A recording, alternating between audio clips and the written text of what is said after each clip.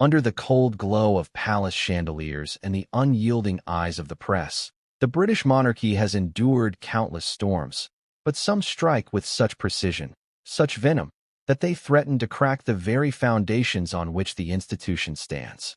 This is one of those storms, and it begins not with a loud proclamation, but with a whisper that traveled through corridors of power and intelligence, a whisper so sharp it cut through the noise of daily politics and tabloid chatter. The whisper claimed that Meghan Markle, the woman who had redefined royal headlines since the moment she stepped into the public arena with Prince Harry, had a past that was not just misunderstood or misreported, but actively concealed.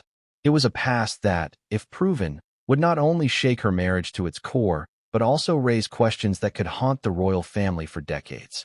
It was a rainy Tuesday morning in London when the first thread of this story began to unravel. In a secure MI6 briefing room, far from the cameras and gossip columns, a small group of intelligence officers gathered around a slim, unassuming folder. The paper was crisp, the ink slightly faded, but the contents were anything but ordinary. According to the documents inside, there existed a legally binding marriage certificate between Meghan Markle and a man named Joe Guiliano, a man barely whispered about in the public domain, yet whose name now threatened to eclipse even the most dramatic royal scandals. The certificate didn't merely suggest a fleeting romance or an administrative oversight. It implied that Meghan's marriage to Prince Harry might not have been entirely legitimate under the eyes of the law, depending on when, or if, that union with Joe Guiliano was dissolved. Before we continue, please hit the like button, subscribe to the channel, and turn on the notification bell for updates. To understand the weight of such a discovery, one must step into the mindset of the monarchy and the intelligence community that quietly safeguards it.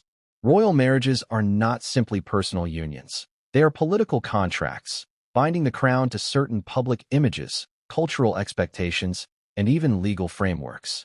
For MI6 to be involved meant this wasn't just about salacious gossip. It was about potential breaches of national protocol, the manipulation of identity, and the possibility of royal vulnerability being exploited by hidden players. The stakes were high, and the personal fallout for Harry was almost unimaginable. From the outside, Harry and Meghan had cultivated a brand that was as modern as it was defiant. They were the couple who had walked away from tradition, who had chosen personal freedom over ceremonial obligation. They'd been painted both as courageous rebels and as ungrateful defectors, depending on which paper one read. But what few knew, and what MI6 now suspected, was that beneath the glossy interviews and humanitarian campaigns, there was an unresolved legal tangle that could upend everything they had built. It wasn't just about a marriage certificate. It was about the integrity of a man who had given up his military titles, his royal duties, and much of his public support in defense of his wife. The timeline, as pieced together by the intelligence officers, was both complex and damning. Years before her wedding to Prince Harry, Meghan had allegedly been involved with Joe Guiliano, not merely as a fleeting partner, but as a spouse. While the existence of her previous marriage to Trevor Engelson was public knowledge, Joe's name had never surfaced in mainstream coverage. The question was immediate and brutal. Had Meghan been legally free to marry Harry when she walked down the aisle at St. George's Chapel, or had she carried a hidden tie that rendered the ceremony a symbolic but legally flawed spectacle?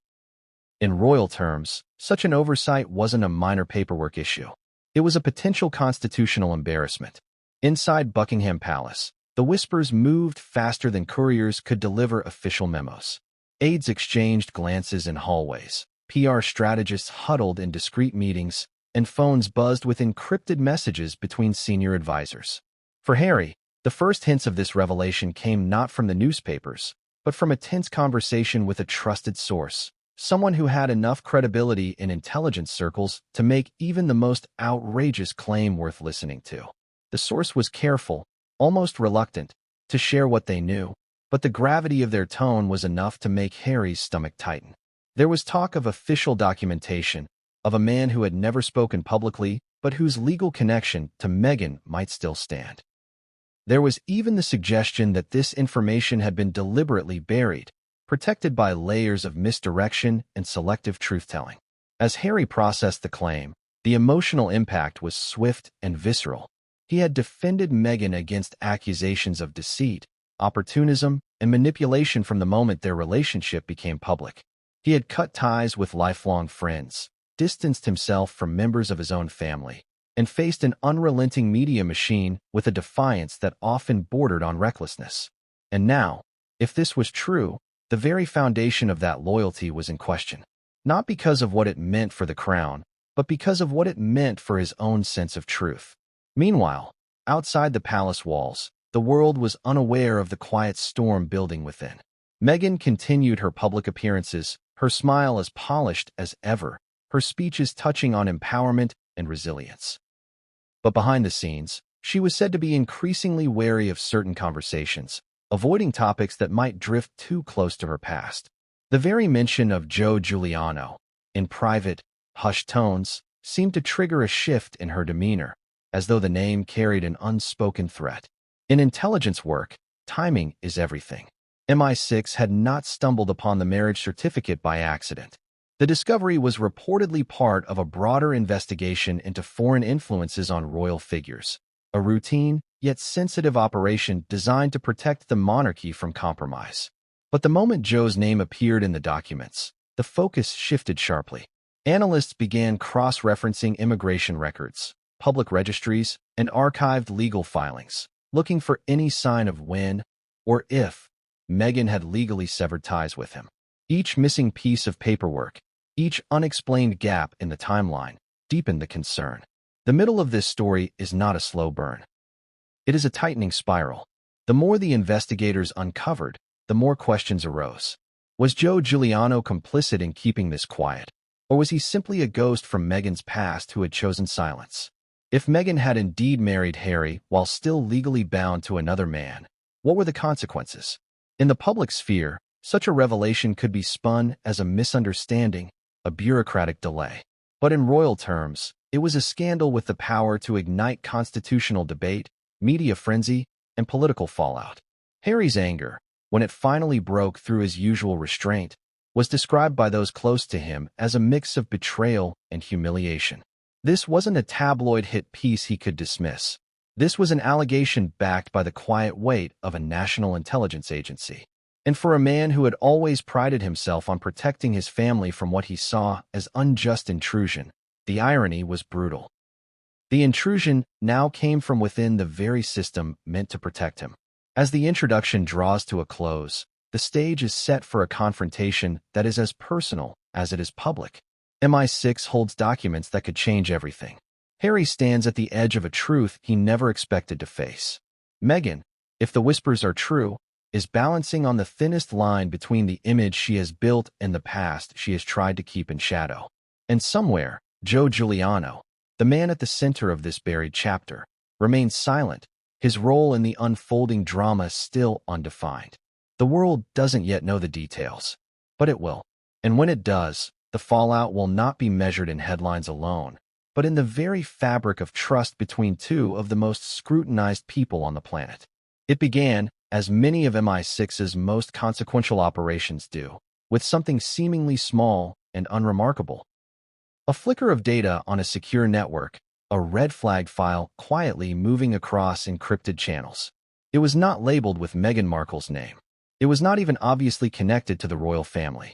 Instead, it appeared as part of a broader, ongoing sweep, an intelligence operation focused on assessing vulnerabilities within Britain's most high-profile public figures. The target list was wide, encompassing business magnates, senior politicians, and cultural icons. Somewhere in that list, by necessity and not malice, were members of the royal family. The trigger point was a cross-reference, a standard procedure in intelligence work. A junior MI6 analyst had been tasked with verifying the authenticity of various international legal documents, marriage licenses, corporate filings, travel visas. Most of these were routine checks, the kind of work that keeps intelligence services quietly ahead of potential scandals or security threats. But when a certificate from a small U.S. county clerk's office appeared, flagged for irregularities, the analyst nearly dismissed it. The names printed on the document, however, were unmistakable to anyone who had been reading headlines for the past decade. One was Meghan Markle. The other was Joe Guiliano. At first, The analyst assumed it was either a forgery or an internet hoax that had found its way into official channels. The date on the certificate predated Meghan's relationship with Prince Harry by years, but it came after her divorce from Trevor Engelson, a window in her timeline that had never been publicly dissected. Still, MI6 protocol demanded verification before dismissal. The document was passed up the chain, from junior analyst to department head, then on to a senior counterintelligence officer with experience in high-profile investigations. The more eyes that reviewed it, the less it could be ignored. It is important to understand that MI6 does not chase tabloid gossip. For an intelligence agency to invest resources into a matter like this, the perceived threat has to touch on national interests, constitutional stability, or the personal safety of individuals in positions of influence. A legally binding marriage certificate, undisclosed and potentially still valid, involving the wife of a British prince? That was enough to cross all three thresholds. It was no longer just a curiosity, it was a matter of state concern. What made this discovery so troubling was not merely the existence of the document, but the absence of any corresponding record of annulment or divorce in the accessible databases. There was no clear legal endpoint to the marriage between Meghan Markle and Joe Guiliano. That silence in the records could be explained by clerical error, sealed court proceedings, or administrative backlog. But it could also mean that the marriage had never been legally dissolved. A possibility with staggering implications for the legality of Meghan's subsequent marriage to Prince Harry. Within days, a discreet team was assembled to investigate further. The MI6 Trigger Team, as it became informally known within the service, operated under extreme confidentiality. Only a handful of senior intelligence officers and a select group of trusted analysts were aware of the operation's existence. Their mandate was simple on paper but politically explosive in reality.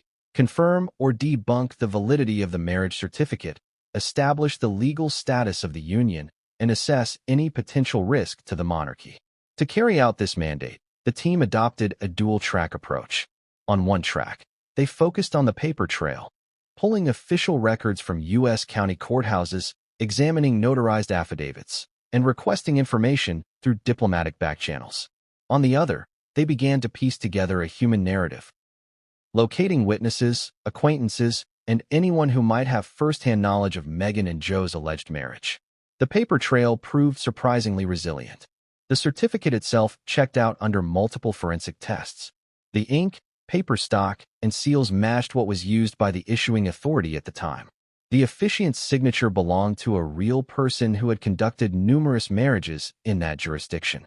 The only anomaly was the near-complete absence of follow-up documentation, no filing for dissolution, no record of a name change, and no sign of contested proceedings. The human trail was more complex. Joe Guiliano was not a public figure, and attempts to locate him were met with a wall of silence. Those who knew him spoke cautiously, often off the record, and only in the vaguest terms. A former colleague in the tech industry recalled him being married to someone who was always traveling, but refused to confirm if that person was Meghan Markle. An old friend from California claimed Joe had mentioned a high-maintenance actress he was involved with, but the timelines they offered were hazy and, in some cases, contradictory. Despite the fog, certain details began to emerge. Meghan and Joe had allegedly met through mutual acquaintances in Los Angeles in the years following her divorce from Trevor Engelson. Their relationship, according to whispers, had been serious enough to warrant a quiet courthouse wedding. If true, the ceremony would have been designed to avoid media attention, with only a handful of witnesses and no public celebration. Such secrecy could explain why it had gone unnoticed, at least until MI6 stumbled upon the document. As the investigation deepened, the Trigger Team faced an escalating dilemma. Any move to officially confirm or deny the marriage risked exposure. Once the press caught wind of an MI6 probe into Meghan Markle's marital history, the story would explode, and the agency's motives would be questioned. Yet doing nothing could leave the monarchy exposed to future blackmail or diplomatic embarrassment. In intelligence work, the worst secrets are those you discover too late to control. In the palace, the first whispers of MI6's findings were delivered to a senior advisor close to King Charles. The advisor was careful not to overstate the matter but stressed that the allegations could not be dismissed outright. The mere fact that the country's foreign intelligence service was taking the claim seriously was enough to justify high-level concern. Word eventually reached Prince Harry, though not through official channels. Instead, a trusted friend, someone with contacts in both the military and intelligence communities, warned him that things are moving and that he should prepare for potentially difficult conversations. Harry's reaction to the initial warning was one of cautious skepticism. Over the years, he had seen his wife's name tied to countless falsehoods and half-truths. But as the friend relayed details, the existence of a certificate, the lack of divorce records, the authenticity checks, Harry's demeanor reportedly shifted. He was no longer brushing off the matter as just another smear. He was beginning to understand that this was different. This wasn't a tabloid fishing for clicks. This was MI6, with access to information the press could never hope to see. The situation reached a tipping point when the Trigger team uncovered a secondary lead, a financial record showing joint property ownership between Meghan Markle and Joe Guiliano in the years immediately preceding her relationship with Harry. The property had since been sold, but the deed history and bank filings bore both their names. While not proof of an ongoing marriage, it was another thread in a web that was becoming increasingly difficult to untangle. By this stage, MI6 was walking a political tightrope. On one side was the duty to safeguard the monarchy from potential scandal or legal jeopardy. On the other was the need to respect the personal privacy of individuals who, while in the public eye, still had the right to certain protections. The Trigger team's leader reportedly told colleagues, "We can't let this leak before we have the full picture. But when we do, there's no going back." The stage was set. The MI6 trigger had been pulled, not by intention, but by the inexorable logic of intelligence work. What began as a minor anomaly in a stack of documents was now a live investigation with direct implications for the royal family, the integrity of its members, and the image of the institution itself. And for Harry, whether he realized it yet or not, the chain reaction had already begun. Every revelation from this point forward would bring him closer to an unavoidable truth, one that could either be contained in the shadows or explode under the glare of the world's attention. The marriage certificate itself was far from an ordinary piece of paper. On first glance, it looked like any other legal document you might find tucked away in a courthouse archive, dated, stamped, neatly typed, with signatures carefully positioned in the appropriate spaces. But for those who understood its significance, it was a loaded weapon. This was the artifact that had sparked an entire MI6 operation, the tangible evidence that could, if authentic and left unchallenged, unravel years of carefully cultivated public narrative around Meghan Markle and her marriage to Prince Harry. According to the secure files now in MI6's possession, the certificate had been issued in a small, almost obscure U.S. county. It bore the names Meghan Markle and Joe Guiliano, along with the date of the alleged union, the name of the officiant, and the location of the ceremony. The date was particularly significant. It fell into a period after Meghan's divorce from Trevor Engelson, but before she met Harry. On the surface, this might seem harmless. After all, many people marry between relationships. But in this case, there was no widely known record of such a marriage, no public acknowledgement, and crucially, no visible record of its legal dissolution. The more the MI6 forensics team examined the document, the more it resisted easy dismissal. Forensic analysts in intelligence work do not rely on cursory glances. They go line by line, checking for anomalies in font types, ink saturation, paper aging, and seal impressions. The certificate passed all these checks. The paper was the exact stock used in that jurisdiction at the time. The seal's embossing matched the pressure and angle of legitimate courthouse embossers. Even the signature of the officiant matched known samples from other verified marriage records in the same county. If this was a forgery, it was so expertly crafted that it would require resources and skill far beyond the reach of amateur hoaxers. But what made the certificate more than a historical curiosity was the absence of a clear paper trail showing its conclusion. In the United States, marriage and divorce are matters of public record in most jurisdictions. A legal marriage ends either with a divorce decree, an annulment, or the death of one spouse. MI6 investigators scoured state and county databases, employed discreet diplomatic inquiries, and even used liaison contacts in American law enforcement to check for any dissolution of this marriage. None could be found.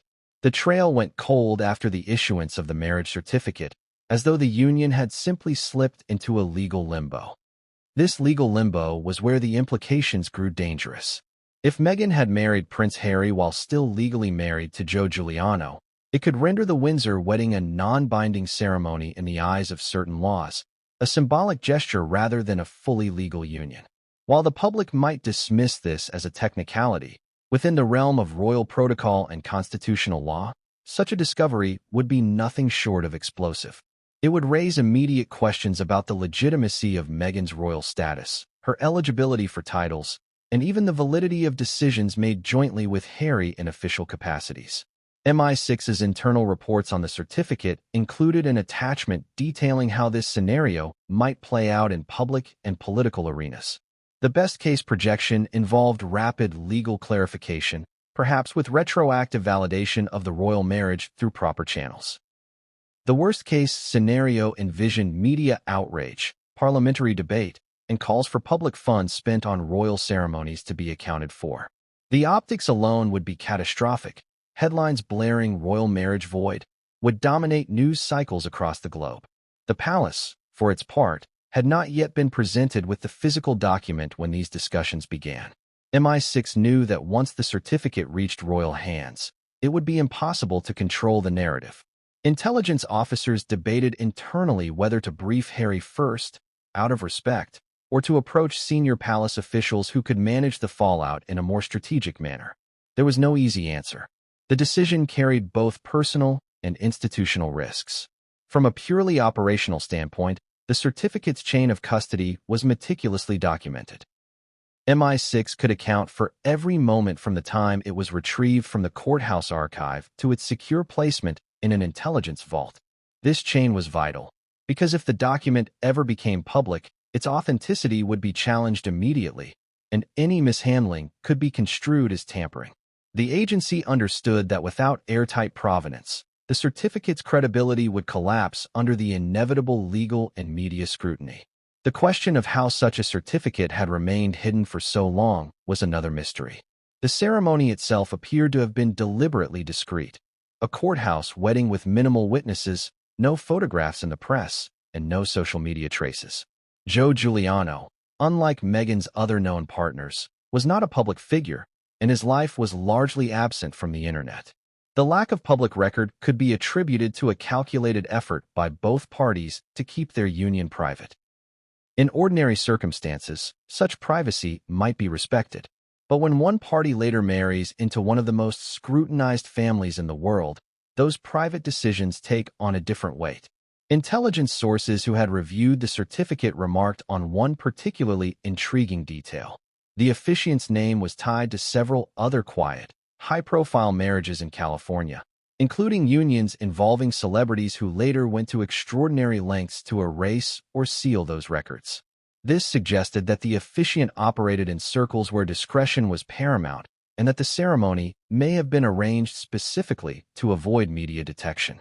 The MI6 team also noted the possibility that the certificate's absence from public discussion was not just a matter of secrecy, but of suppression.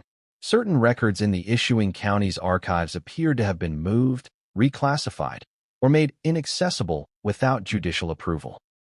Whether this was a routine archival decision or part of an intentional effort to shield specific marriages from public view remained unclear. What was certain, however, was that the certificate in MI6's possession had escaped whatever net had hidden the others. As the evidence mounted, internal pressure grew to present the findings to someone in the royal chain of command. The analysts were aware that the longer the document stayed within MI6 walls without palace knowledge, the greater the risk of accusations of withholding critical information. Yet the fear of premature leaks also loomed large. All it would take was one compromised staff member, one careless mention over an unsecure channel, for the story to detonate in the press. For Prince Harry, the moment of confrontation with the certificate was inevitable. Those closest to him within the palace speculated about his reaction. Some believed he would dismiss it outright, framing it as another coordinated attack on Meghan. Others feared he would see it as a betrayal too deep to ignore. Either way, the physical presence of the certificate, its crisp paper, its official seals, the stark simplicity of its typed words, would carry a weight that no verbal warning could match. The marriage certificate was not just a document, it was a pivot point. On one side lay the carefully managed image of a royal couple who had chosen love over protocol, freedom over tradition. On the other side lay a narrative in which one partner had entered that union under false pretenses, whether intentionally or through negligence. In the days to come, MI6's handling of this single piece of paper would dictate the direction of one of the most sensitive royal crises in modern history. And once it moved from the shadows of intelligence files into the harsh light of palace scrutiny, there would be no return to the quiet before its discovery. The phrase third husband began as a whisper in the hallways of intelligence offices and quickly took on a life of its own. In the public narrative, Meghan Markle's marital history was neatly contained. Her well-documented marriage to Hollywood producer Trevor Engelson, the divorce that followed, and her fairy tale union with Prince Harry. But within MI6's confidential briefings, analysts were looking at a different sequence, one that placed Joe Guiliano squarely between Trevor and Harry, a second husband in private reality, but a third in total count once Harry was included. The existence of Joe was not merely a footnote.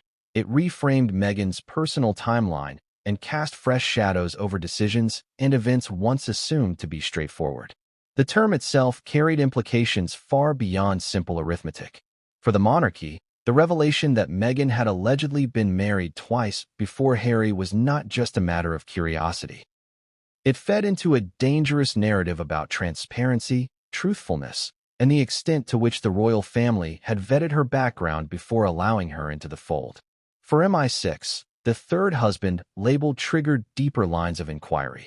If one marriage could be so effectively concealed, what else might have been deliberately hidden? And more importantly, who benefited from that concealment? Investigators began by constructing a comprehensive timeline of Meghan's relationships, cross-referencing known public events with private data points obtained through legal records, travel logs, and personal testimonies. Trevor Engelson's place in her history was well established, complete with photographs, media coverage, and court documents from their divorce. The relationship with Harry had its own extensive public record, but the years in between, a space of roughly 3 to 4 years, became the focal point. This was where Joe Guiliano's name appeared in legal documents, financial records, and the marriage certificate that MI6 had already authenticated. In this reconstructed timeline, Joe was not an incidental figure. Bank records suggested shared accounts during that period, property deeds listed both their names, and at least one travel itinerary showed them taking an extended trip abroad together, consistent with a honeymoon. To intelligence officers, these were not the hallmarks of a fleeting romance. They were the signatures of a committed partnership, one that bore the full weight of legal recognition, and yet, somehow, had been erased from the public image of Meghan Markle before she met Harry. The third husband framing was especially potent because it touched on an area where royal image and public trust overlap. Royal marriages are more than personal unions. They are symbolic contracts between the crown and the people. In the eyes of the public, concealment of such a major personal detail could be interpreted as deception, even if it had no direct bearing on Meghan's suitability as a partner. The British monarchy, for all its ceremonial grandeur, is acutely sensitive to perceptions of honesty and propriety. A failure to disclose a prior marriage, particularly one that might not have been legally dissolved, risked being seen as a breach of that unwritten contract. When MI6 analysts presented their interim findings to senior officials, they highlighted the political volatility of the third husband narrative. While the legal questions were serious enough on their own, the optics could be even more damaging. If the press or public came to believe that the royal family had been unaware of this part of Meghan's history, it would suggest negligence in their due diligence. If, on the other hand, it emerged that they had known but chosen to keep it secret, the fallout could be framed as a deliberate cover-up. Either scenario risked eroding public trust at a time when the monarchy was already navigating strained relationships with segments of the population. Harry's personal reaction to the third husband label was a subject of speculation within palace circles. For years, he had positioned himself as Meghan's staunchest defender, rejecting accusations that she had manipulated her way into royal life. If confronted with documented proof that she had withheld something as significant as an entire marriage, his choices would be stark. Either defend her again, risking credibility in the face of evidence, or acknowledge a breach of trust and deal with the consequences publicly. For a man who had already endured public family fractures, either path promised deep personal pain. Behind the scenes, MI6 considered the broader security implications of the third husband claim. Royal spouses gain access to a range of privileges, from classified briefings to secure travel arrangements. While Meghan had stepped back from active royal duties alongside Harry, there was still the matter of precedent. Had she ever, even briefly, held access to information or situations that might be compromised if her marital history included undisclosed legal ties? Intelligence agencies are trained to think in terms of vulnerabilities, and an unacknowledged prior marriage could be seen as one. The difficulty for the investigators lay in proving intent. Was Joe Guiliano's absence from Meghan's public biography the result of deliberate concealment, or was it simply a chapter she had considered closed and unworthy of media attention? In ordinary circumstances, such omissions might be understandable. Many people do not volunteer their complete romantic histories unless asked directly. But the extraordinary scrutiny that accompanies marrying into the royal family changes the calculus entirely. Every omission becomes suspect, every unexplored detail a potential scandal. The MI6 team also noted the uncanny way in which Joe's presence in Meghan's life seemed to vanish just as her relationship with Harry began. There were no public disputes, no legal proceedings visible in standard records, and no trace of any formal divorce filing that they could locate. If the marriage had ended quietly through legal channels, the records were sealed so tightly that even intelligence-grade searches could not immediately penetrate them. That level of privacy suggested either extraordinary legal measures or the intervention of parties skilled at making inconvenient documents disappear. Outside the intelligence bubble, the third husband narrative would have immense tabloid appeal if it ever leaked. Headlines could be crafted in ways that would ensure maximum damage, regardless of the truth of Meghan's intentions. Phrases like secret husband and royal marriage shocker would dominate front pages. Television panels would debate the morality of withholding such information, and social media would explode with speculation and conspiracy theories. In this environment, the truth could easily become secondary to the sensation. Inside MI6, the findings on Joe Guiliano and the third husband label were compiled into a classified dossier, complete with timelines, supporting documents, and a risk assessment. The final page of the report summarized the situation in stark terms. The existence of a legally binding marriage to Joe Guiliano, combined with the absence of dissolution records, posed both legal and reputational risks to the royal family. The recommended next step was a high-level briefing with select palace officials before any further investigative actions were taken. The challenge was deciding how and when to introduce this revelation to the palace. Too soon, and they risked causing panic before the investigation was complete. Too late, and they might be accused of withholding critical information. The longer they debated, the greater the risk of an accidental leak. And hovering over every decision was the awareness that once the third husband allegation entered public discourse, it would be nearly impossible to control. For the monarchy, for Harry, and for Meghan herself, the mere perception of concealed marital history could prove just as damaging as any confirmed fact. Joe Guiliano was a name that had meant nothing to most of the public until MI6 investigators unearthed the marriage certificate bearing it alongside Meghan Markle's. Yet within the intelligence files, he was no longer just a name. He was a missing chapter. A man whose quiet existence seemed to intersect with one of the most talked-about women in the world, in ways carefully obscured from public view. The search to understand who Joe was, how he came into Meghan's life, and why their connection had been buried so deeply became one of the most delicate and revealing parts of the MI6 operation. What made Joe stand out immediately was his near-total absence from the public record, despite living in an age when almost every aspect of a person's life leaves a digital footprint. There were no obvious interviews, no social media presence under his full name, and only a handful of scattered mentions in professional directories. It was as if he had deliberately stepped out of the light long before anyone thought to look for him. For intelligence officers, this raised questions. Was Joe naturally private, or had he been intentionally erased from certain records? Through a combination of diplomatic channels, subpoenaed documents in the U.S., and confidential interviews, MI6 began piecing together the profile of a man who, on the surface, appeared utterly ordinary. Born in the late 1970s in California, Joe had pursued a career in the tech sector, working for a string of startups in the Silicon Valley orbit. He was not a celebrity, nor did he have political ties that would explain why his name would be linked to a royal scandal. Yet his personal life, especially between the mid-2010s and the period just before Meghan met Prince Harry, intersected with Meghan's in ways that could not be dismissed as coincidence. According to financial records obtained by the investigators, Joe and Meghan had at one point co-owned property in a quiet California suburb. The purchase, modest by celebrity standards, had been made jointly and without fanfare. Neighbors remembered seeing them together occasionally, describing their interactions as comfortable and normal, with no hint of the glamour or media attention that surrounded Meghan later. One former neighbor recalled a holiday barbecue where Meghan introduced Joe simply as a friend, though the intimacy between them suggested something closer. The timeline was telling. The property was sold just months before Meghan's high-profile romance with Harry became public knowledge. If the relationship with Joe had ended by then, it had ended without any of the public disputes or legal filings that often accompany the dissolution of serious partnerships. This was consistent with MI6's earlier findings, a pattern of erasure rather than confrontation. Travel records offered more clues.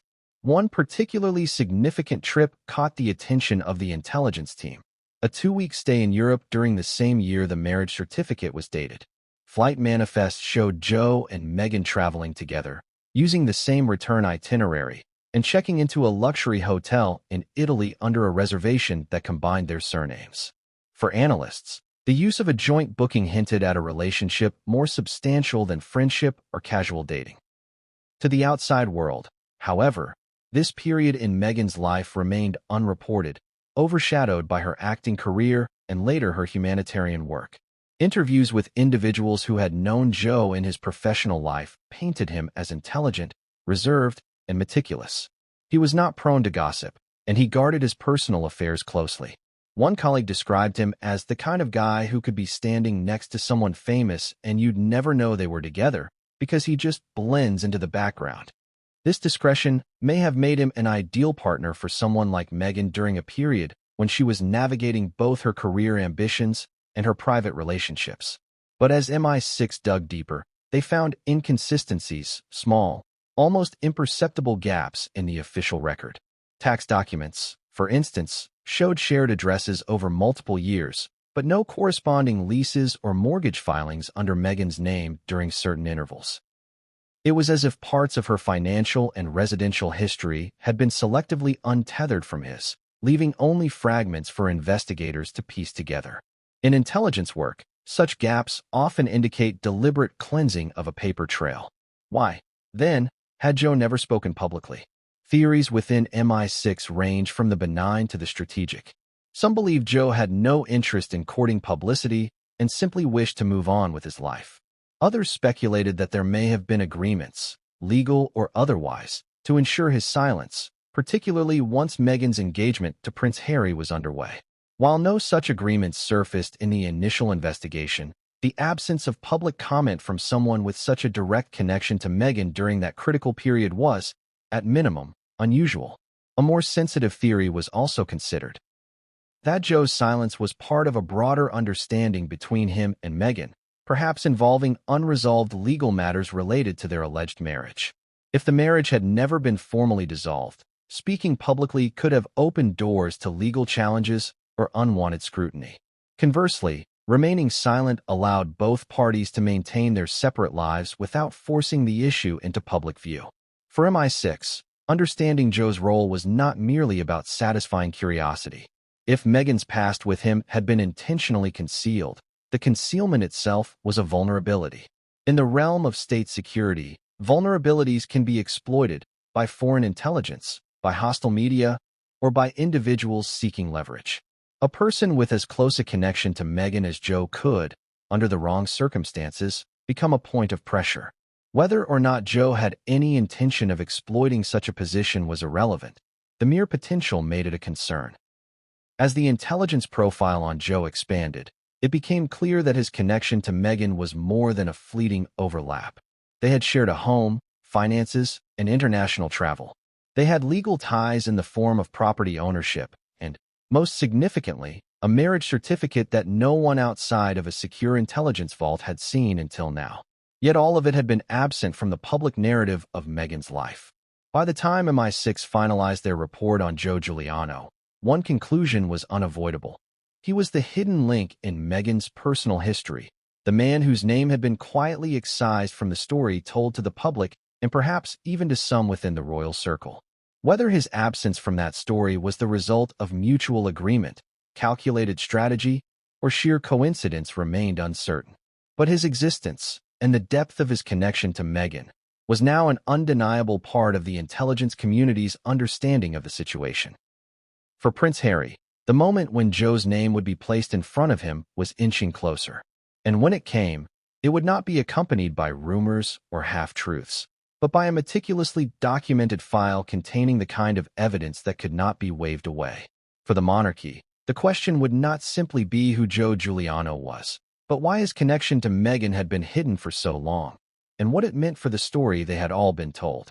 Inside Buckingham Palace, the day the MI6 report began to circulate among a select group of senior advisors was unusually tense, even by royal standards. It was a late afternoon in one of the palace's secure briefing rooms, a high-ceilinged space with heavy curtains drawn, the hum of muted air conditioning filling the silence between sentences. A plain manila envelope lay in the center of the polished mahogany table, looking deceptively ordinary for something that had the potential to trigger a storm at the heart of the monarchy. The document inside was the MI6 dossier, and for the few in attendance, it was clear that the contents would demand more than strategic spin. It would require decisions with lasting consequences. The first person to speak was not a royal, but a senior intelligence liaison assigned to the palace. In measured tones, they outlined the findings: the authenticated marriage certificate between Meghan Markle and Joe Guiliano, the absence of any clear dissolution records, the timeline that overlapped uncomfortably with Meghan's entry into royal life. As the liaison's voice moved steadily through the report, the advisors shifted in their seats, some scribbling notes, others staring at the document as though willing it to change. It was agreed that Prince Harry needed to be informed before the matter reached King Charles. Protocol dictated that sensitive personal matters involving members of the royal family should be handled with discretion and, whenever possible, directly with those most affected. But there was no denying the political dimension. The monarchy's image, already battered by years of public disputes and media controversies, could not afford another scandal, particularly one tied to legality and personal integrity. Harry's meeting was scheduled under the pretense of an update on security arrangements. He entered the small side room expecting a discussion about travel plans and security protocols for upcoming appearances. Instead, he found himself seated across from two senior aides and the same intelligence liaison who had briefed the advisors earlier. They didn't begin with small talk. The envelope was placed directly in front of him. The moment the words marriage certificate and Joe Guiliano were spoken, Harry's expression shifted from mild curiosity to something closer to guarded disbelief. He listened without interrupting as the liaison summarized the evidence, the document itself, the lack of divorce records, the corroborating financial and travel histories. When they paused, he asked only one question: "How certain are you that this is real?" The answer came without hesitation, beyond reasonable doubt. The forensic checks leave no room for error. Harry leaned back in his chair, his jaw tightening. For a long moment, he said nothing, scanning the table as though searching for a way to reframe what he'd just heard. The aides did not push him to respond. They knew the shock of such a revelation would not produce immediate decisions. What mattered now was ensuring he understood the gravity of the situation, not just for him and Meghan, but for the institution they both, in their own way, still represented. In the days that followed, Harry maintained a controlled exterior in public, appearing at scheduled events, and speaking to the press with his usual measured tone. Behind palace walls, however, the tension was palpable. Advisors debated whether Meghan should be confronted directly, and if so, by whom. Some argued that Harry should handle it privately to avoid escalating the matter into a formal palace intervention. Others believed the king needed to be briefed immediately to prepare for any political or media repercussions. When King Charles was finally informed, his reaction was pragmatic but unmistakably troubled. He had weathered personal scandals before. His own history with Camilla during his marriage to Diana had taught him the costs of public judgment. But this was different. The potential legal implications of Meghan's undisclosed marital history carried risks that went beyond personal embarrassment. If the media caught wind of the MI6 findings before the palace had a plan, the fallout could destabilize the carefully maintained balance between the monarchy and public trust. Privately, Charles expressed concern for Harry as much as for the institution. Father and son had endured a strained relationship in recent years, with public disagreements and long periods of silence. The thought of confronting Harry with yet another personal crisis, one that could undermine the very foundation of his marriage, weighed heavily. Still, Charles understood that the monarchy's duty to transparency, however selectively applied, could not be ignored indefinitely. Meanwhile, the Queen Consort, Camilla, was briefed in quieter terms. Her instinct was to shield the monarchy from any perception of scandal, and she reportedly suggested that the matter be handled entirely behind closed doors if possible. But those who understood the modern media environment knew that secrecy was a temporary shield at best. One leak from within the palace, one well-placed source speaking to a journalist, and the story would erupt before any official statement could be crafted. Harry's own reaction to Meghan in the days after the briefing remained guarded. According to those close to him, he did not immediately confront her with the specifics of the MI6 report, whether out of a desire to verify the information further or simply to give himself time to process it. He kept the matter close, sharing it only with a handful of trusted confidants. His public appearances with Meghan continued, but observers who knew him well noted a subtle shift. Less frequent eye contact, shorter interactions in front of cameras, an undercurrent of strain that could be felt even in silence. Inside the palace, contingency planning began. The communications team drafted multiple scenarios for response, ranging from complete denial to a carefully worded acknowledgement paired with legal clarification. Legal advisors explored the possibility of quietly confirming whether the marriage to Joe Guiliano had been dissolved and, if not, what steps could be taken to correct the record without igniting a public firestorm. Every option carried risks. Acting too quickly could validate the story before they had control of the facts. Waiting too long could make them appear complicit in hiding the truth. The broader royal family was not immune to the ripple effects. Prince William was briefed in general terms, without being shown the actual documents. His reaction was reportedly terse, focusing on the need to protect the institution's credibility. He expressed little interest in the personal drama between Harry and Meghan, viewing it primarily as a potential liability for the crown. Princess, and ever direct, is said to have remarked that the situation was avoidable if people were honest from the start.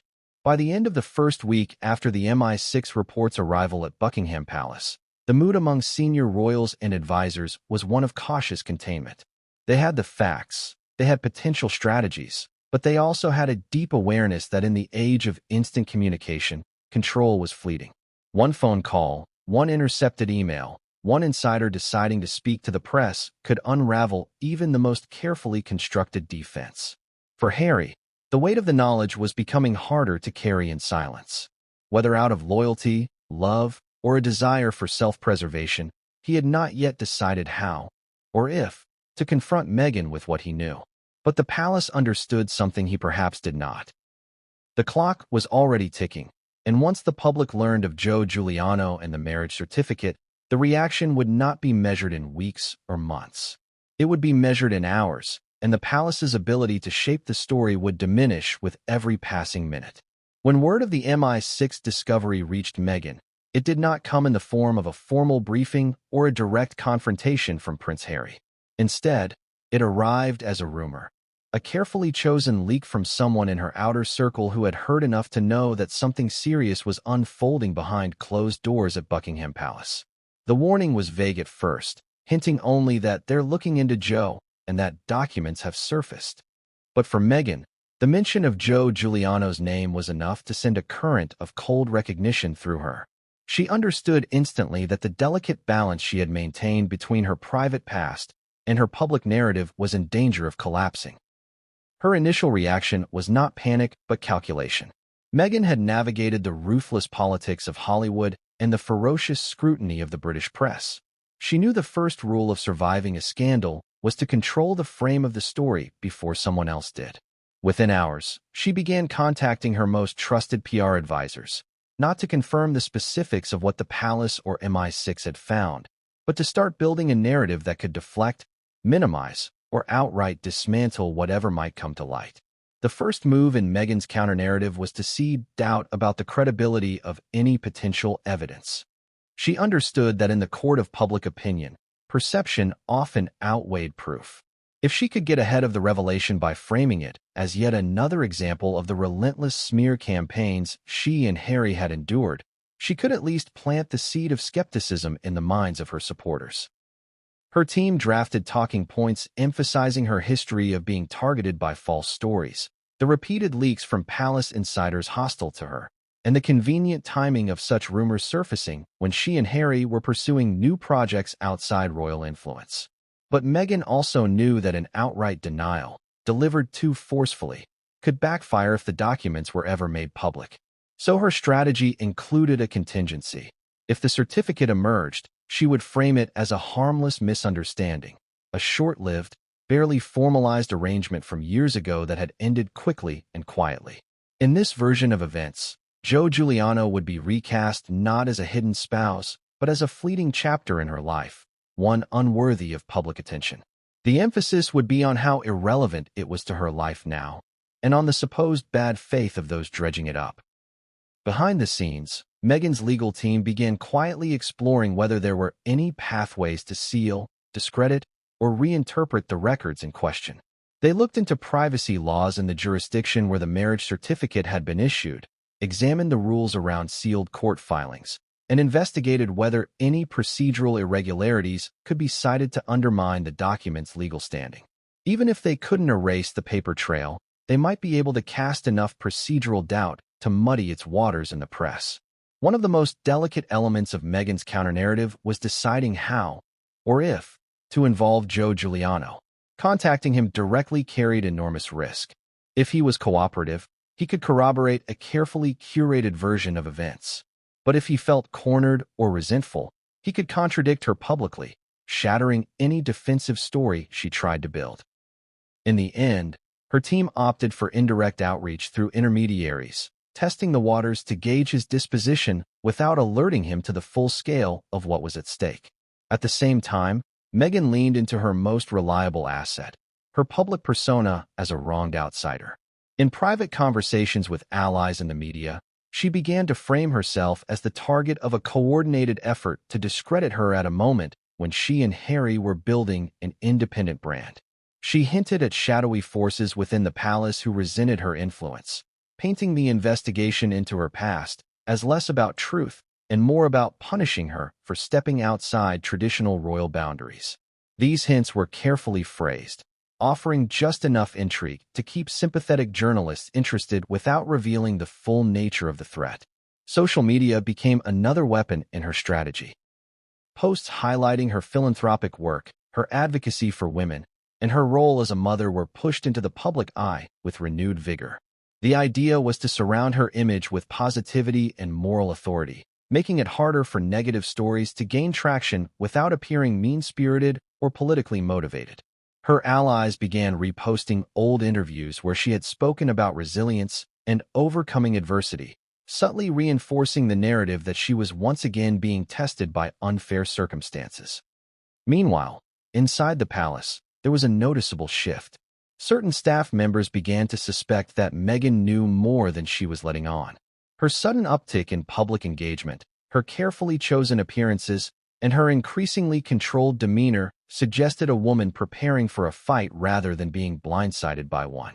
For those who had been briefed on the MI6 findings, it was clear she was moving to inoculate herself against the potential fallout before the story could break. Harry, however, was caught in a narrowing space between loyalty and doubt. Meghan's reassurances to him were subtle but deliberate. She framed the whispers about Joe as nothing more than recycled gossip, re-emerging whenever her critics needed a fresh line of attack. She reminded him of the numerous false stories they had already weathered together, drawing on their shared experiences to keep him aligned with her version of events. Whether out of conviction or the desire to preserve their unity, Harry did not press her for specifics, at least not in those early conversations. The strength of Meghan's counter-narrative lay in its flexibility. If the MI6 findings remained contained, she could dismiss them as baseless and move on. If they leaked partially, she could acknowledge fragments while downplaying their significance. If the entire document became public, she could pivot to the narrative of irrelevance and bad faith. Each pathway had been mapped out, rehearsed, and integrated into her wider media strategy.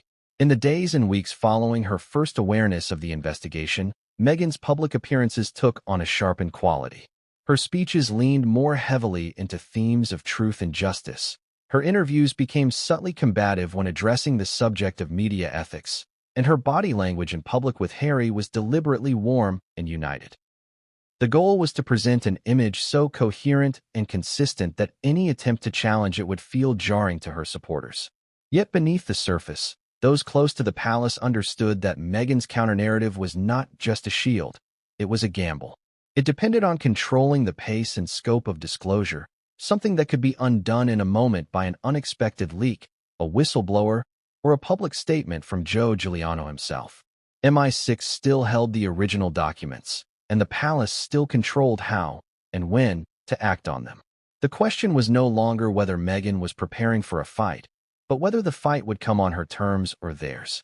When the MI6 findings about Joe Guiliano began to ripple beyond the tightest circles of the palace and Meghan's immediate advisors, the reactions among those who knew her, or claimed to know her, were as varied as they were revealing. This was the phase in which lines between allies and adversaries blurred, where personal loyalty was weighed against self-preservation, and where even the most trusted friends had to decide how much they were willing to risk to defend her. The scandal's edges were still fuzzy to the public, but within her broader network, the story was already circulating in half-truths and carefully worded questions. Among Meghan's genuine friends, those who had been with her before royal life, the initial instinct was to protect. These were people who had seen her navigate difficult professional environments in Hollywood, who had celebrated her early successes, and who had been drawn into her orbit long before she became a global figure.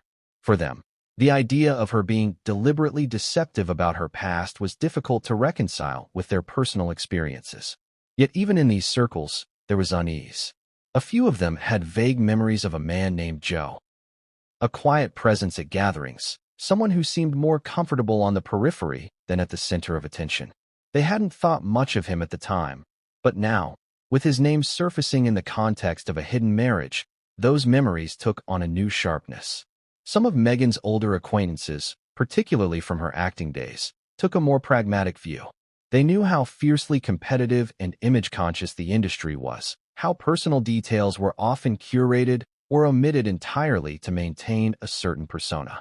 For them, the idea of a marriage that had been quietly sidelined was neither shocking nor particularly scandalous. It was a move they had seen before among peers. The difference, they acknowledged, was that Meghan's current position was not that of a Hollywood actress, but of a public figure bound, however loosely, to one of the most tradition-bound institutions in the world. What might have been a harmless omission in Los Angeles could be a constitutional headache in London. Then there were the frenemies, those who had once been part of Meghan's social or professional circle, but whose relationships with her had soured over the years. These individuals were the most dangerous. They knew enough to sound credible and had just enough personal grievance to be tempted by the attention that might come from sharing their stories.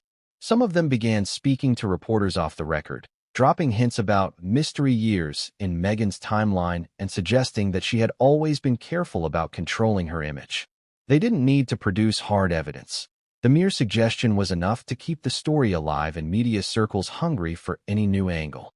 In the UK, certain members of the extended royal network, distant relatives, aristocratic acquaintances, and society figures who moved in overlapping social spaces, began exchanging their own theories. For some, the news was vindication, confirmation of their long-held suspicion that Meghan was not a good fit for royal life. For others, it was a troubling development, not because they wished her ill, but because they understood the damage such a story could do to the monarchy's already fragile relationship with the public. These discussions rarely reached the level of direct confrontation, but the undertone was clear. People were choosing sides. Media allies, particularly in the United States, faced their own calculations. Some had built professional capital by defending Meghan against the relentless criticism she faced from British tabloids. To abandon her now would undermine their own credibility. At the same time, a few quietly began to distance themselves, declining invitations to events or avoiding public comments on her behalf. They weren't turning against her outright, but they were creating space in case the situation deteriorated. On the other end of the spectrum, her most vocal detractors saw an opening. Commentators who had criticized her for years seized on the whispers about Joe Guiliano as proof of deeper dishonesty. They began revisiting past controversies, the strained relationships with certain family members, the exit from royal duties, the inconsistencies in public interviews, and weaving them into a larger narrative about concealment and manipulation. The goal wasn't necessarily to prove the specifics of the Joe Guiliano connection, but to frame Meghan as someone for whom deception was second nature. Inside Meghan's own household, the tension was more complicated. Staff who worked directly for her and Harry understood the stakes. Some felt a deep loyalty to the couple and took care to shield them from unnecessary stress, filtering messages and managing schedules to avoid potential confrontations. Others, however, were unsettled by the secrecy and by the possibility that they had been unknowingly complicit in maintaining a version of events that wasn't entirely true. Whisper networks among staff became active, with bits of overheard conversation and small inconsistencies being pieced together into private theories about what was really happening. Joe Guiliano himself remained silent, at least publicly. This silence was a source of frustration for journalists and a source of anxiety for Meghan. Without a statement from him, speculation could spin in any direction. Was he refusing to speak out of respect? Out of fear? Or was he simply waiting for the right moment to tell his side of the story? Meghan's team continued to monitor him quietly, using contacts to gauge his mood and intentions, but so far, no one could predict whether he would remain in the shadows or step into the spotlight. Perhaps the most volatile group in this mix were the opportunists. Individuals with only the thinnest connections to Meghan but a keen sense of how to insert themselves into a trending story. They surfaced on talk shows and social media, claiming insider knowledge or hinting at personal interactions that might be relevant. In many cases, their claims were exaggerated or outright fabricated, but the chaotic nature of public discourse meant that these voices could still gain traction, adding noise to an already complex situation. As the web of friends, foes, and in-between players shifted, Meghan's position became increasingly precarious. She was not only fighting to contain a specific narrative about Joe Guiliano, but also trying to manage a wider perception battle in which every past interaction, every strained relationship, and every unresolved question could be pulled into the frame. The challenge was not simply about disproving a single allegation, but about preventing her entire personal history from being reinterpreted through the lens of suspicion. Within the palace, senior advisors tracked these developments closely. They understood that public opinion was not shaped solely by official statements or news articles, but by the accumulation of countless small impressions from a wide array of voices. Each friend who remained silent, each acquaintance who hinted at something unsaid, each opportunist who capitalized on the moment. All of them contributed to the overall picture forming in the public mind. By the end of this phase, it was clear to those on both sides of the divide that the Joe Guiliano story had outgrown its origins. It was no longer just about a document in an MI6 file. It was about trust, perception, and the complicated network of relationships that could either shield Meghan from the worst of the storm or leave her exposed to it. And in that shifting network, No one's loyalty could be taken for granted. In the corridors of power, both in Westminster and within the palace, the MI6 report was no longer viewed purely as a personal matter between Meghan Markle and Prince Harry. It had become a legal and political problem, the sort of problem that required measured strategy, airtight counsel, and contingency planning at the highest level. The words marriage certificate might sound mundane to the average person, but in the context of the British monarchy, those two words carried layers of constitutional weight, media volatility, and diplomatic sensitivity. The first legal question was blunt and unavoidable. If Meghan's marriage to Joe Guiliano had never been formally dissolved before she wed Prince Harry, what did that mean for the legality of the royal marriage? In ordinary life, such a discovery could lead to a marriage being declared void or requiring a formal process of annulment before it could be legally recognized. In the realm of the monarchy, it was more than just a personal inconvenience.